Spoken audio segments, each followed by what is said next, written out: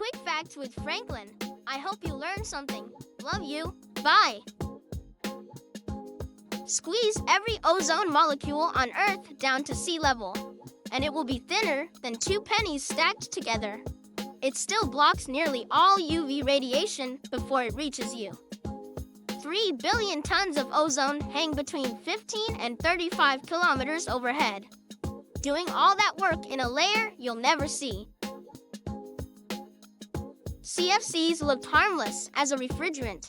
Each molecule drifts upward a decade before sunlight shakes a chlorine atom loose.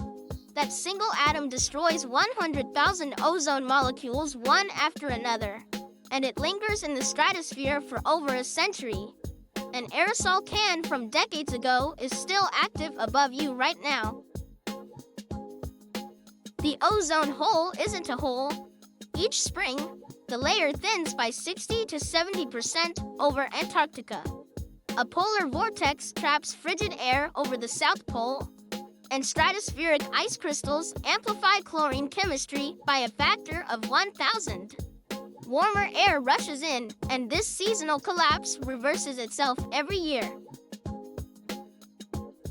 Every single country on Earth signed the Montreal Protocol. It's the only United Nations treaty with 100% ratification, a rare moment of total global agreement. It has already phased out 99% of the chemicals that destroy the ozone layer. A full recovery is projected by 2040. To learn more about the ozone layer, read about atmospheric chemistry and stratospheric science, the fields that study how UV radiation interacts with gases high above us. Marine phytoplankton make half of Earth's oxygen. These microscopic organisms are smaller than a grain of sand and also need that ozone shield to protect them from the sun. The sky is already healing itself. Let's help give Mother Nature a boost. In 1887, at a water pump in Alabama, Anne Sullivan spelled the letters W-A-T-E-R into young Helen Keller's palm. A whole language broke open in a mind that had never touched a word before. She'd been deaf and blind since she was 19 months old. You can almost feel that jolt. She helped edit a socialist magazine and organized alongside striking workers. Union rallies across the country heard her speak from the podium. Biographers scrubbed her politics from the record, so the public got a harmless inspiration instead of a radical. That editing started almost the moment she became famous. The real woman spent decades organizing for labor rights, not smiling for cameras. Keller ran the American Foundation for the Blind for 44 years.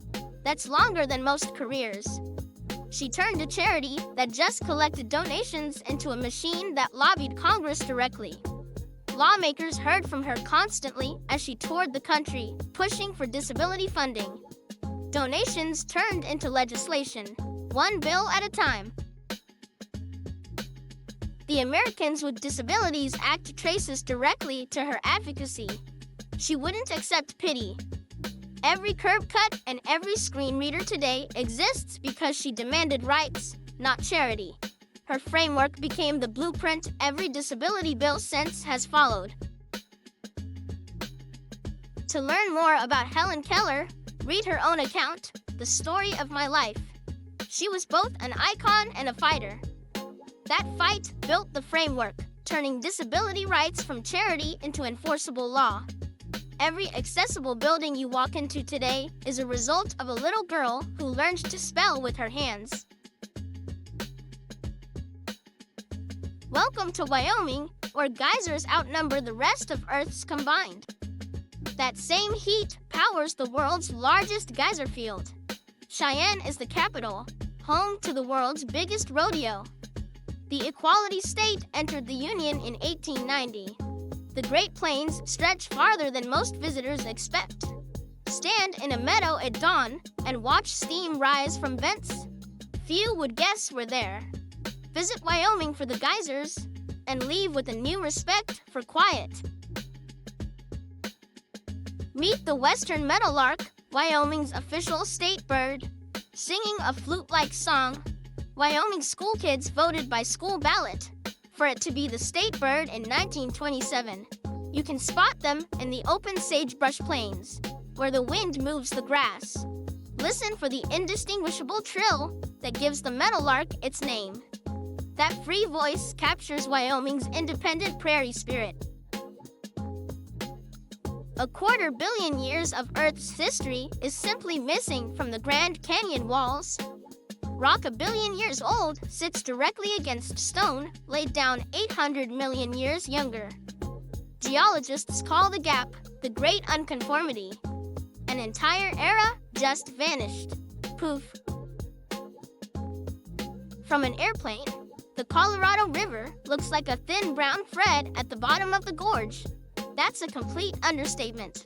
That thread moves 3 million gallons of water every minute, which is 36 Olympic pools draining every second.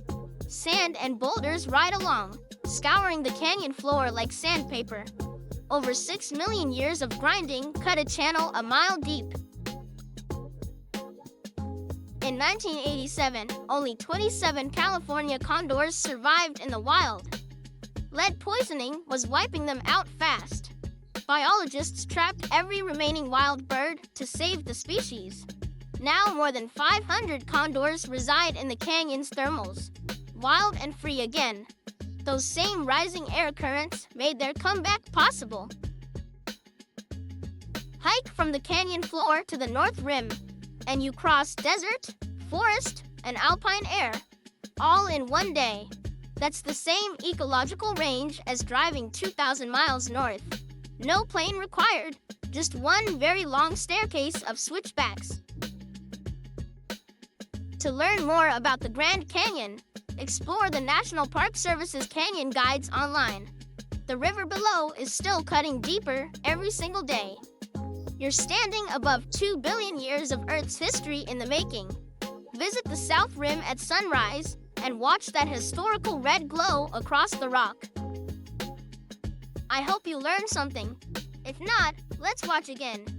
Love you. Bye.